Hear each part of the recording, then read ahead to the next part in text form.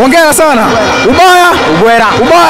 Ubwera. Hongera sana. Asante sana. Nini ilikuwa chachu ya ushindi wa siku ya leo? Tumeshukuru Mwenyezi Mungu, tumepata matokeo mazuri sana. Matokeo yamechagizwa na kitu gani kama timu kwa ujumla? Matokeo yamechagizwa na kitu gani kama timu kwa ujumla? Kama timu ya ujumla tumepata matokeo mazuri kwa sababu mchezo wa leo tunamshukuru Mwenyezi Mungu, tumecheza vizuri kwa sababu wachezaji wetu wako imara sana wachezaji wetu. Asante, tunamshukuru Mwenyezi Mungu, tumepata matokeo. Kwa upande wako unahisi nani man of the match kwa siku ya leo? Naam.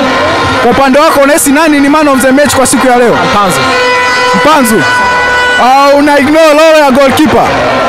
La kipa na yeye ametubeba, lakini Mpanzu tumpe hongera yake. Maana uwanjani amecheza mpira mzuri sana. Unawapa ujumbe gani watu upande wa pili waliokuwa wanabeza mpaka wakafika hatua kuwaita mwaka robo? Nani?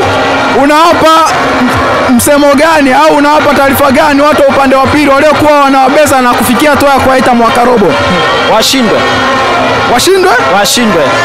Basi shukrani sana. Asante.